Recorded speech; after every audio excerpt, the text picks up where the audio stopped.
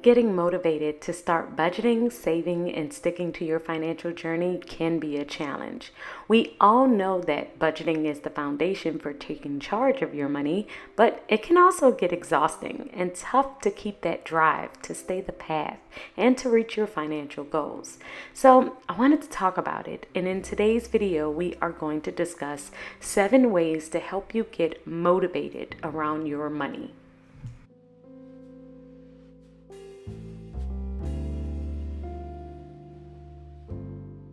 Number 1, create a financial vision board. So you need to have a way to keep your goals right in front of you, a way to constantly remind yourself of your financial journey and what you are trying to do. I like to do this by using my whiteboard. This is the whiteboard that I keep in my office. And basically, I have listed out all of the habits that I want to have and all of the goals that I want to achieve for 2021 on this board. It's a way to keep it right in front of me, and as soon as I walk into my office, it's the very first thing that I see, and I'm able to reflect on my goals daily.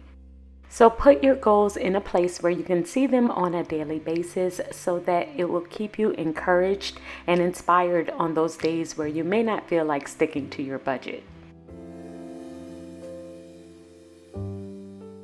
Number 2, keep specific dates. One of the best ways to stay motivated is to set dates around your money goals. This will also help you keep what you want to accomplish right in front of you and remind you that you only have to sacrifice for a period of time. This is not going to be forever. You can even have a calendar, which is something that I like to do, where I have a countdown for the different things that I am doing and the different ways that I'm going to be able to accomplish my goals. So for instance, if I have a certain savings goal that I know I'm going to accomplish, I count out how long it's going to take me to accomplish that goal. If it's going to happen in the month of September, then I know, okay, by September 15th, I'm going to accomplish this goal. Then by September 30th, I may treat myself to a spa day for accomplishing that goal. Having that date in mind lets me know and reminds me that this is only for a short period of time. I'm sacrificing now for my future later on. Number 3, create smaller goals, bite-sized things that you can look forward to on your journey. So I kind of hinted at this one in number 2, but whenever I have specific goals that I want to achieve, I like to create smaller things that I can do along the way. So things like spa trips or smaller gifts for yourself, a shopping gift, a reward, just for sticking on the course and sticking to your journey. So make sure you add those splurge things in there and don't make it business all the time. Don't sacrifice all the time. Number 4, practice gratitude. One of the biggest changes I made on my financial journey had nothing to do with my money. It really came down to just appreciating what I already had. Being grateful for what I already had instead of always looking for the next best thing helped me save so much money on my journey. It helped me to kind of just be satisfied with the material things that I have and stop always looking for the next big purchase or trying to save for the next big thing. Loving what you already have and being grateful will help you so much on your financial journey.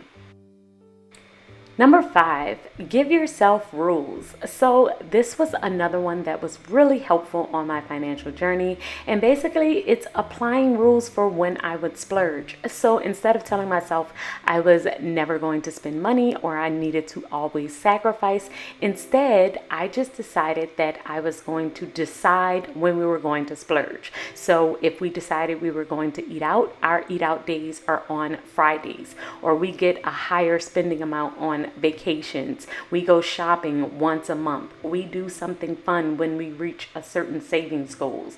And all of these rules help me actually be able to stick to my budget, because I knew that once that rule was applied, we were going to be able to have a little bit of fun. Every single Friday, we are able to eat out. So it makes it easier not to eat out during the rest of the week, because I know Friday is coming and I know that that's our day to have fun, to splurge, and to get a little bit of freedom.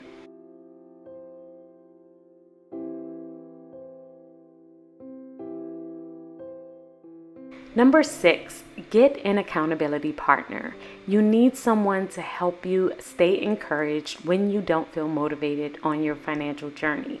You won't always feel like doing this. So having someone on your side that you can call and connect with when you need someone to encourage you to get back on track is super helpful. So for me, it is my husband. Usually if I'm not in the mood and I don't feel like it, once I'm talking to him, he will remind me of our goals, of what we're trying to achieve, and it will kind of put me back in the right mindset and I will get back on track. But if you don't have a spouse that you can talk to about that, then you could always call a friend, and you don't have to tell them specific financial goals or what you're trying to do. You just want them to help you stay encouraged on your journey. So it's not like they have to know exactly your budget, but if you do share with them your overall goal, then they can help you on that track. And number 7 is to speak positivity. You want to be positive all the time when it comes down to your financial journey, because just like any other journey, the more positive you are, the more encouraged you are, the more consistent you are, and the more you know that you can do this. So make sure that you stay encouraged, and if you need to be re-encouraged, come and find my channel, find more videos. I can definitely help you with this. You definitely got this. So guys, I hope that you have enjoyed this video, and I will see you on Wednesday's video. Until then, keep organizing your life so that you can achieve your dreams. Bye guys.